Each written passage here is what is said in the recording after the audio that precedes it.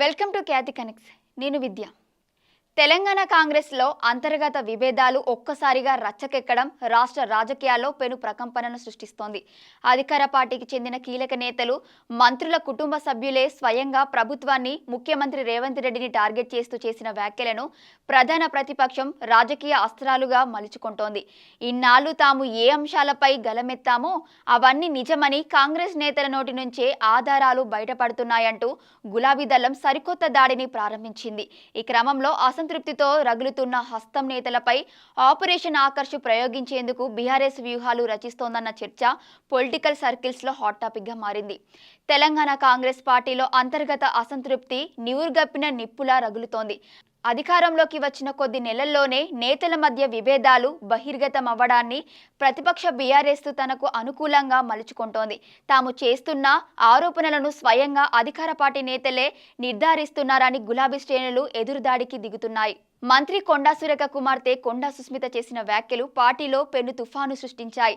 ముఖ్యమంత్రి రేవంత్ రెడ్డి, ఆయన సోదరులు ల్యాండ్ సెటిల్మెంటు అవినీతికి పాల్పడుతున్నారంటూ ఆమె నేరుగా ఆరోపించడం కాంగ్రెస్ నాయకత్వాన్ని ఆత్మరక్షణలో పడేసింది. మంత్రి కుటుంబ సభ్యురాలే సీఎం కుటుంబంపై బహిరంగ విమర్శలు చేయడాన్ని బీఆర్ఎస్ ప్రధాన రాజకీయ అస్త్రంగా మార్చుకుంది.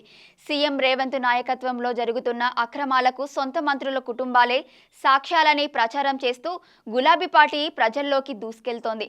పార్టీ టికెట్ల కేటాయింపు, కీలక పదవుల విషయంలో అన్యాయం జరిగిందంటూ సీనియర్ నేత చిన్నారెడ్డి చేసిన వ్యాఖ్యలు కాంగ్రెస్ లో ఉన్న తీవ్ర అంతర్గత అసంతృప్తిని బట్టబయలు చేశాయి. సీనియర్లకు ప్రాధాన్యత దక్కడం లేదన్న వాదనకు ఈ కామెంట్స్ బలం చేకూర్చాయి. రెవెన్యూ భూముల వ్యవహారంలో కీలకమైన 22A నిషేధిత జాబితా అంశంపై మంత్రి కోమటిరెడ్డి వెంకటరెడ్డి చేసిన వ్యాఖ్యలు ప్రభుత్వానికి పెద్ద తలనొప్పిగా మారాయి. ఈ సమస్యను తాను నెలల క్రితమే సీఎం దృష్టికి తీసుకెళ్లానని, కమిషనర్ల వ్యవహారంలో నిజాలు విచారణలో తేలాయని ఆయన పేర్కొనడం విపక్షాలకు బలమైన ఆయుధంగా దొరికింది. ప్రభుత్వంలోని కొందరు పెద్దలు ప్రజాధనాన్ని భారీగా దోచుకుంటున్నారంటూ ఎమ్మెల్యే కోమటిరెడ్డి రాజగోపాల్ రెడ్డి చేసిన ఆరోపణలు కాంగ్రెస్ శ్రేణులను ఉలిక్కిపడేలా చేశాయి.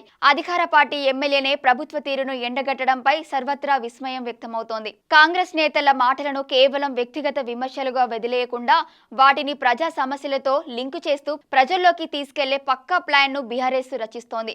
ముఖ్యంగా భూముల రిజిస్ట్రేషన్లు, 22A సమస్యలు, టికెట్ల అమ్మకాల ఆరోపణలను విస్తృతంగా ప్రచారం చేస్తోంది. రాజకీయాల్లో ప్రతిపక్షాలు చేసే విమర్శల కంటే అధికార పక్షంలోనే అసంతృప్తి నేతలు మాట్లాడే మాటలకే రాజకీయంగా అధిక ప్రాధాన్యత ఉంటుంది. కాంగ్రెస్ నేతల వ్యాఖ్యలే ఇప్పుడు ప్రభుత్వంపై ప్రజల్లో అనుమానాలు పెంచేలా చేస్తున్నాయనే చర్చ జరుగుతోంది. కాంగ్రెస్ లో ఇమడలేక అధిష్టానం తీరుపై తీవ్ర అసంతృప్తితో ఉన్న సీనియర్ నాయకులను గుర్తించే పనిలో బీఆర్ఎస్ పడింది. గతంలో తమ పార్టీలో పనిచేసి కాంగ్రెస్ లోకి వెళ్లిన వారితో పాటు ప్రస్తుతం అసంతృప్తితో ఉన్న బలమైన నాయకులను తిరిగి గులాబీ గూటికి చేర్చేందుకు ఆకర్ష అస్త్రం సిద్ధం చేస్తున్నట్లు సమాచారం. అధికార పార్టీ నేతలే విపక్షానికి వెపన్స్ అందిస్తున్న ప్రస్తుత తరుణంలో హైకమాండ్ ఈ అంతర్గత తిరుగుబాట్లను ఎలా కట్టడి చేస్తుందనేది ఆసక్తికరంగా మారింది. కాంగ్రెస్ అసంతృప్తి స్వరాలను క్యాష్ చేసుకొని బీఆర్ఎస్ పై చేయి సాధిస్తుందో లేదో వేచి చూడాలి. Thank you for watching Khyati connects.